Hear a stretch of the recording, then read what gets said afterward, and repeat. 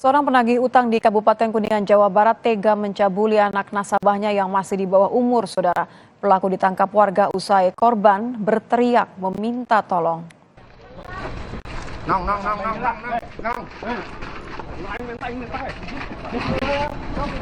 Penagih utang ini langsung ditangkap warga dan diserahkan ke polisi.